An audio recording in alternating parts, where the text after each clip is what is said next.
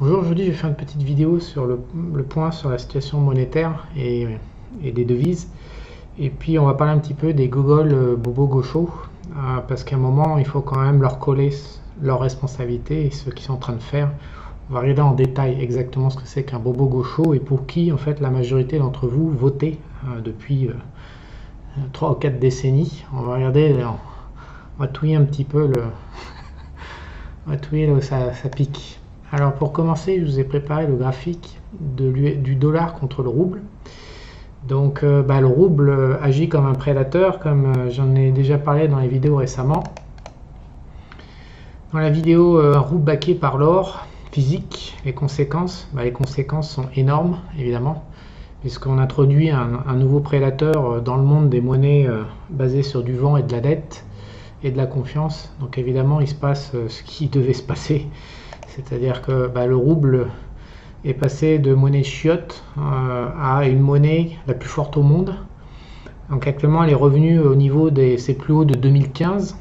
Donc on a quand même annulé 7 ans de dévaluation du rouble en l'espace de quelques mois.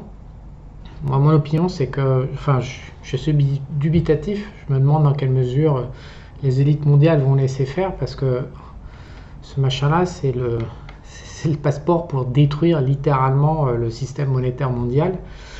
Donc pour l'instant, on vient de faire 30 ou 40% de hausse par rapport à des niveaux normaux pré-guerre Ukraine. Voilà. Alors le rouble va tomber à 20, à 30, le rouble va devenir la monnaie la plus forte au monde. Je ne sais pas, en tous les cas, le dollar qui était la monnaie des 12 derniers mois la plus forte prend une énorme branlée contre le rouble, ce qui est... Je vous laisse deviner le niveau de branlée de toutes les autres devises de la planète par rapport au rouble, c'est encore plus fort. Donc je ne sais pas où on va, mais on va vers de la destruction. Enfin, s'ils laissent faire les choses, pour moi, il va y avoir une casse monumentale. C'est assez hallucinant. Donc ce qui est horrible, c'est qu'on nous empêche bien sûr de profiter de ça. Donc on me dit on m'écrit parce que je me plains sur Twitter que voilà, on peut pas acheter du rouble. Ce qui se passe, c'est que les courtiers qui le permettent, soit c'est des CFD, soit c'est des produits OTC, soit c'est des produits qui sont pas safe. On met pas la moitié. Le rouble, pour l'instant, si on m'avait donné l'opportunité, je pense que c'est au moins la moitié du patrimoine qu'il faut libeller en rouble. Une monnaie baquée sur les matières premières, ça n'a pas de prix dans l'univers actuel. On met pas la moitié de son patrimoine dans un courtier merdique avec des produits structurés ou dérivés. On l'a vu avec Luna et Terra et tous les délires, les nouveaux délires modernes. On ne met pas son patrimoine là-dedans. Donc oui, effectivement, on peut ouvrir des petits comptes de trading et mettre quelques dizaines de milliers de dollars dedans, mais on ne met pas des millions de dollars dans des machins complètement olé olé. Donc concrètement parlant, on ne peut pas aujourd'hui profiter de ce véhicule fantastique qui est le rouble. Voilà, donc pour l'instant, tout le monde attend et on surveille les possibilités. Après, en 2022, je pense que les mensonges utilisés par les médias pour faire danser et égarer les épargnants, alors soit par incompétence, soit par perversité, je pense que les mensonges sont en train de tomber un à un. Donc le premier mensonge, c'est l'or protège de l'inflation. On a vu à quel point ça protégeait super bien de l'inflation. Et on a un autre truc, c'est de dire que les cryptos, voilà, c'est une monnaie finie. Ça n'a rien à voir avec le fiat parce qu'il n'y a pas d'émission de monnaie comme le Bitcoin, donc ça va résister, blablabla. Alors moi je vais vous montrer la courbe du rouble par rapport au BTC. Voilà, je l'ai mise sur un an. Alors évidemment j'aurais pu mettre depuis le début de la guerre d'Ukraine, mais ça serait pas, juste avant la guerre d'Ukraine, prendre un niveau normal, voilà, standard, mais ça serait pas très réaliste. Toujours est-il que sur un an, le rouble a progressé de 50% par rapport au BTC. Donc à mon avis, il faudra repasser pour l'histoire des cryptos que c'est une super valeur, une super monnaie, parce qu'on ne peut pas émettre, parce que c'est que du pipeau. La vérité, c'est que quand on commence à faire une vraie monnaie assise sur des vraies matières premières, vous l'avez sous vos yeux, ça vaut rien du tout le BTC par rapport à une monnaie, on va dire, physique, enfin réelle en fait, parce qu'on vit dans un univers de monnaie un peu fictive. Et puis le BTC, au final, c'est que de l'électricité et puis des ordinateurs. Et on voit les marchés, on peut embrouiller, ça on peut aller sur les médias, on peut aller à la télé le soir aux 20h raconter des salades. Mais ça là, ça par contre, ça part, c'est un marché de devises, ça cote à Londres, c'est les plus gros, c'est 6 000 milliards par jour le Forex d'échange. 6 6 000 milliards, hein. C'est 2 ou 3 fois le PIB de la France tous les jours. Donc là, on n'a plus le baratin politique, le cœur sur la main, toutes les stars venant nous expliquer le Bitcoin, comment c'est super. Non, voilà. Le Bitcoin, la vérité, c'est qu'il prend une immense raclée. Alors sur 6 mois, 150% dans sa tête sur 6 mois, il prend une immense raclée face à une vraie devise. Donc mon opinion, c'est que Poutine, il est en train de mettre échec et mat. Je vais vous montrer une petite dépêche Reuters qui est parue aujourd'hui, que j'ai mis sur mon Twitter, mais pour moi, il est en train de mettre échec et mat l'Europe. Alors on a vu que l'Ukraine s'est rendue. Donc l'Europe, encore une fois, essaie d'arnaquer tout le monde en expliquant qu'il voulait conquérir l'Ukraine, ce qui n'a jamais été le cas. Ce qu'il voulait, c'était ses régions à lui, dont le Donbass, la Crimée. Maintenant, il les a. Les Ukrainiens se sont rendus. Donc, le rouble circule a priori dans le Donbass.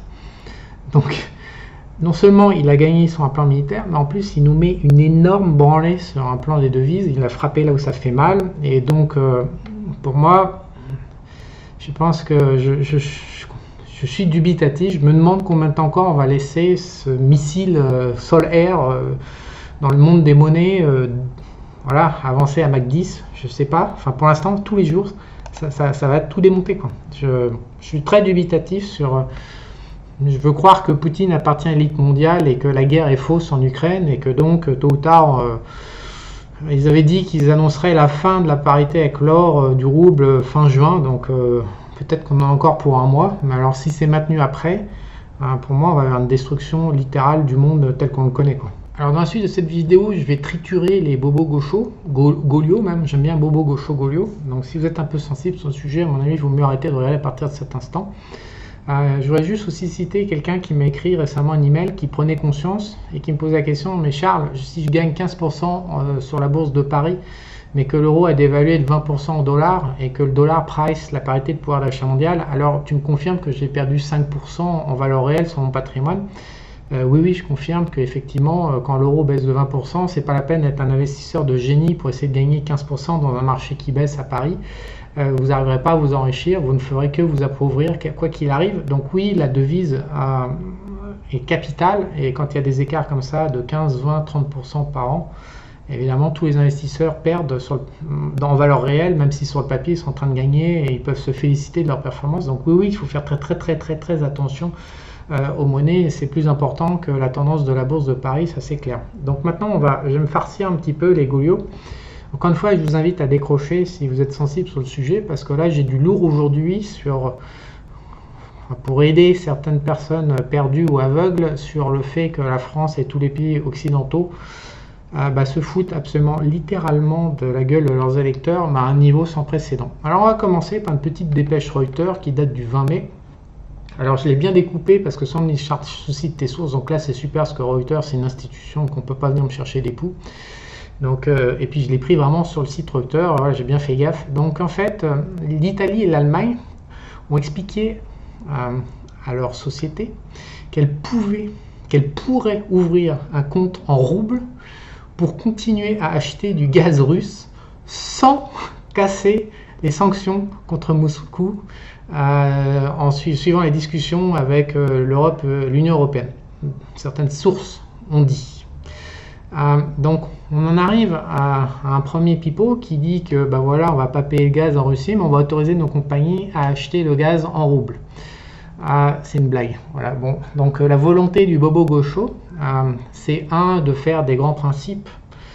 Des grands principes qui ne sont pas appliqués en Libye, avec tous les musulmans, eux, ils n'ont pas le droit aux grands principes, c'est des sous-humains, quoi, c'est normal. Donc eux, on peut les tabasser, mais par contre, voilà que Poutine, qui se fait vraiment entuber par l'Europe et les États-Unis depuis 10 ans, et finalement montrer les dents. Alors on fait les grands principes, et puis après on dit là on va pas collaborer, et puis finalement en sous-main comme ça on va quand même collaborer. Alors il y a la même chose avec la potasse et puis tous les engrais liés à l'agriculture. Tout ça en fait c'est sorti du cadre des sanctions, même les États-Unis il faut jouer à ce jeu, donc les sanctions sont valables mais c'est pas valable pour les engrais. Donc la Russie c'est très mal, mais quand même les engrais pour l'agriculture c'est pas si mal que ça, donc quand même on va continuer à leur acheter. Voilà, donc ça c'est une première blague, mais j'en ai plein d'autres à vous présenter. Alors en fait, pour éviter que vous me tabassiez en dénonçant sur YouTube, ce que j'ai pris c'est que des cas de figure dans les autres pays que la France, pour déglinguer les bobos gauchos Gauliot, qui est quand même une race mondiale de parasites humains en fait. qui est présent dans tous les pays. Il n'y a plus aucune nationalité, mais j'ai évité de prendre la France, comme ça on va rester bon ami. Alors voyons la conséquence. Alors comme vous le savez, depuis 5-6 ans, on se fait quand même assez lourdement bourrer le crâne sur la crasse du carbone qui représente 0,04% de l'atmosphère, mais même s'il augmente, ça c'est super dangereux et voilà, et c'est très mal, et voilà, on est très vilain, donc on nous réclame des taxes de plus en plus gigantesques. Je ne sais pas combien ça coûte de rouler en Audi R8 en France aujourd'hui, mais on m'a passé des chiffres, ça devient complètement délirant. Donc vraiment, on a une perte de liberté assez monstrueuse au nom de la survie de l'espèce humaine sur Terre. Hein. Ils s'en sont pas cachés, c'est des grands principes, voilà. Et alors voyons en détail le fait que la Russie, qu'on entube géopolitiquement depuis 2014, et donc une émission de sanctions, voilà, qui détruit déjà, qui pousse la Russie à frapper en retour et qui détruit littéralement le pouvoir d'achat de l'euro. Donc voyons aussi les détails en cascade des conséquences de ces sanctions.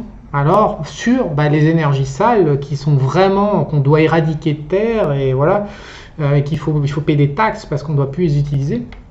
Alors je vais vous montrer le charbon par exemple. Comme vous pouvez voir, avant février 2022, nous valions 230 dollars la tonne, je crois, la tonne de charbon. Et alors après les sanctions, c'est magnifique parce qu'on vaut 416, c'est-à-dire que le prix du charbon a doublé et puis la consommation explose bien sûr, puisque il faut bien remplacer le gaz et le pétrole russe. Et donc moi je pose la question, mais alors la Russie en fait c'est plus mal que le danger du climat qui se réchauffe mais en fait qui se refroidit. Et puis en plus les énergies sales, finalement c'est moins mal que la Russie qui fait la guerre par rapport à le fait qu'il y a une guerre civile en Ukraine qui est cachée aux Européens, dans laquelle 10 000 Russes se sont fait buter en Ukraine depuis une dizaine d'années. Et donc maintenant, que la Russie défende son propre peuple, ça c'est plus mal que la consommation de charbon qui défonce la planète, le carbone et tout ce que vous voulez. Super, la logique de Bobo Gaucho Golio, super. Alors après on peut continuer. Alors sur le gaz évidemment, alors là c'est la fête du slip puisque nous sommes passés de 5 à 9. Alors en plus bien sûr de tuer le pouvoir d'achat des Européens, puisque évidemment il faut bien payer l'énergie, et bien sûr en France on nous a expliqué qu'on s'en fichait du gaz, qu'on avait le nucléaire, et puis maintenant il y a la moitié des centrales nucléaires qui sont à l'arrêt, et donc le prix de l'énergie nucléaire a été multiplié par 2, je crois, il y a des spikes de folie. Donc au final on se retrouve avec une consommation d'énergie fossile en forte explosion comme vous pouvez le voir. Et donc la logique du bien, du mal, personnellement moi je la comprends pas.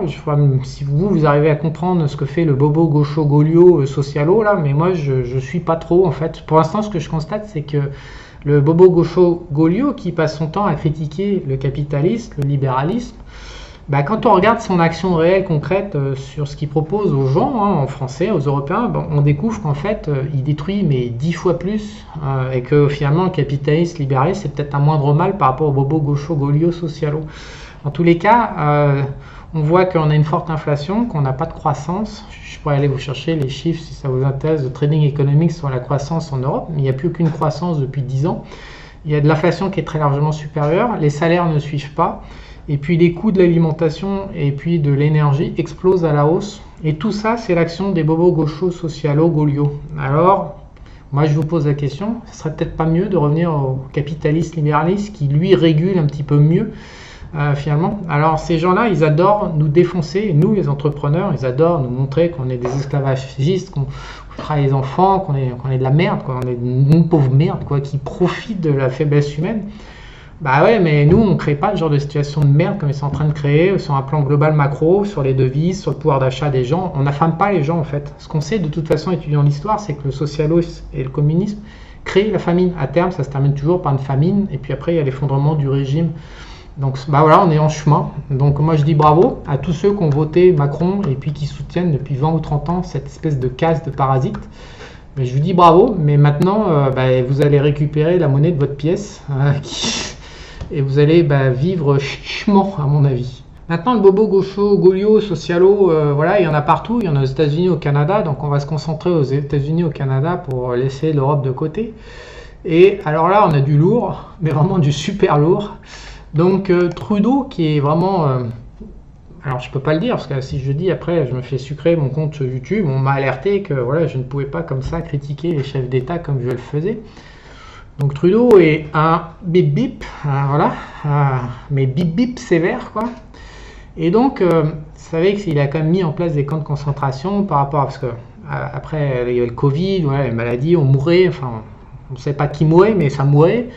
Voilà, super dur, super fort, c'était vraiment, il fallait prendre des mesures extraordinaires.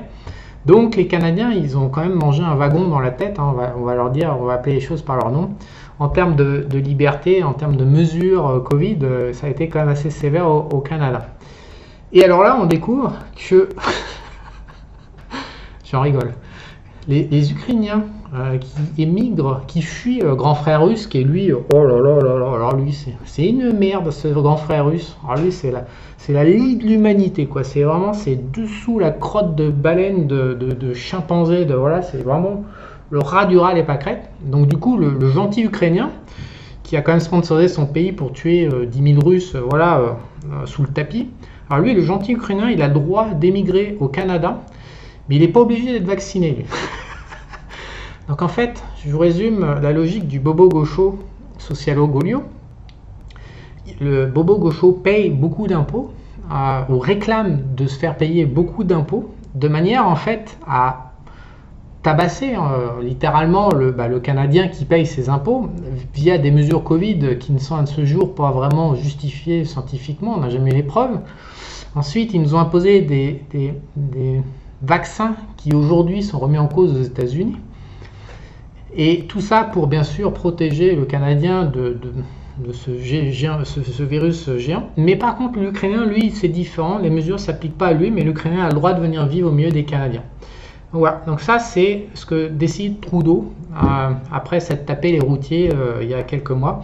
Voilà le genre de logique, c'est toujours la même chose, c'est on donne quelque chose à une caste, on enlève à l'autre, on fait en sorte qu'il y ait des conflits intérieurs entre les gens, on divise, on tabasse, ça n'a ni queue ni tête, c'est complètement injuste et ça déroule. Je ne comprendrai jamais comment est-ce qu'on peut rester dans son pays, croire à ces salades. C'est extrêmement dangereux de mon point de vue de projeter une figure d'autorité sur un pays, de croire que le pays est là pour s'occuper du peuple. C'est pas vrai.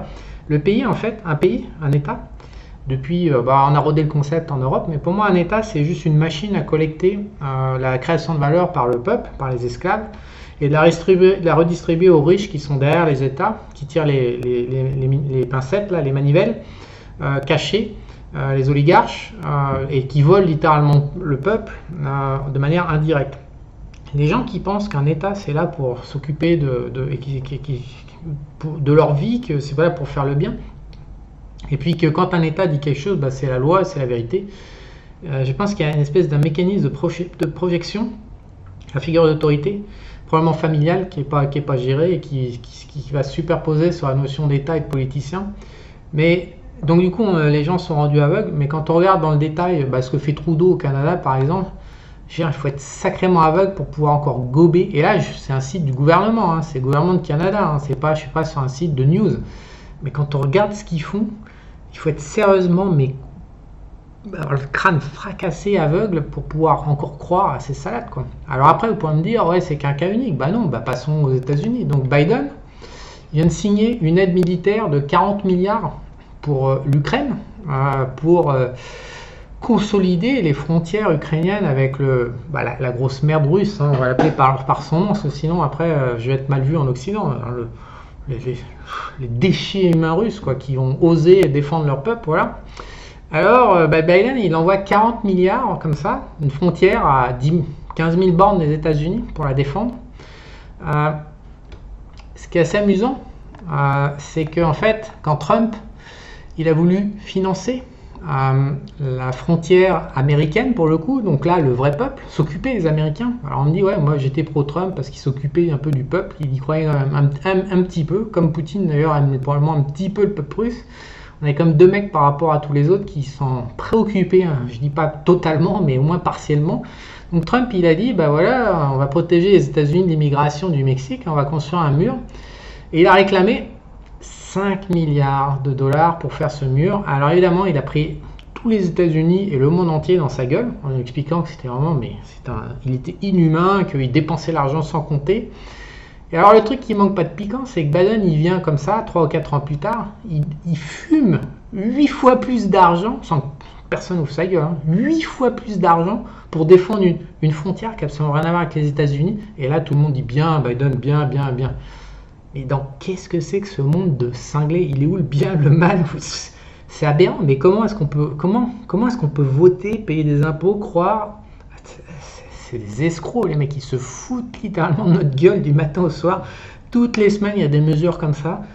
Et voilà. Et quand je dis ça, non, il y a des dizaines, des centaines de millions d'occidentaux qui font oh, amen comme ça, oh, gueule, comme ça. Et ils font ah. Personnellement, je confirme, je ne peux pas participer à ce genre de monde. Je ne peux pas financer, je recommande à tous les clients d'Esprit Argent de ne pas financer ce show, d'émigrer, de partir, de quitter ces pays-là, de ne pas payer des impôts, de ne pas travailler dedans, de ne pas contribuer, parce que c'est contraire à l'intérêt de l'être humain, en fait, c'est destructeur, c'est le diable qui est en train de nous diriger. Il y a un moment, en fait, faut être responsable. Enfin, de mon point de vue, je pense qu'il est nécessaire d'être responsable de ses actes et de pas blablater dans des forums, mais d'agir, et ça passe par ne pas financer ces mecs-là. C'est pas financer ces États, c'est tout ce truc-là, sinon on devient fou. Savoir qu'on paye pour obtenir tel résultat, mais c'est pas possible de se lever le matin, c'est pas possible de bosser. Ou alors, il faut pratiquer ce qui se pratique de plus en plus en France, qui consiste à arrêter de travailler, à prendre 1000 ou 1200 euros et rester sous les radars et rien faire. Ça, pour moi, c'est une bien meilleure solution, c'est rien faire, de plus contribuer à l'économie et attendre que le truc s'écroule. Mais les gens qui sont malheureusement actifs sur Esprit Argent, beaucoup d'investisseurs, beaucoup d'entrepreneurs, beaucoup d'investisseurs, je l'ai déjà dit, les investisseurs immobiliers, je pensais, des investisseurs en bourse, et puis des créateurs d'entreprises, des gérants, voilà, on a une super élite économique ultra productive.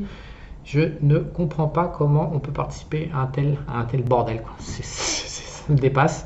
Ça n'a aucun sens. Comment, au lieu de passer du temps avec sa famille, avec ses amis, du temps pour soi, comment est-ce qu'on peut aller dépenser son temps de vie à travailler comme un con avec une productivité énorme pour se faire spolier par le système de taxation et puis pour se faire littéralement entuber en termes de société et de collectivité avec des décisions politiques qui marchent sur la tête. J'avoue, ça me laisse totalement perplexe. Si vous voulez dans les commentaires m'écrire pourquoi et quelle motivation on peut trouver à se lever le matin à 7h, il y en a qui se tapent 1 heure ou 2 de bouchon en région parisienne pour contribuer à un système pareil. J'avoue, ça me dépasse. Je sais pas par quel mécanisme psychologique on peut arriver à se convaincre de vivre une vie comme ça. En tous les cas, j'espère qu'avec mes vidéos, vous aurez au moins envie de quitter ça et de plus jamais contribuer à un truc pareil. Mais bon, expliquez-moi dans les commentaires parce que ça me dépasse.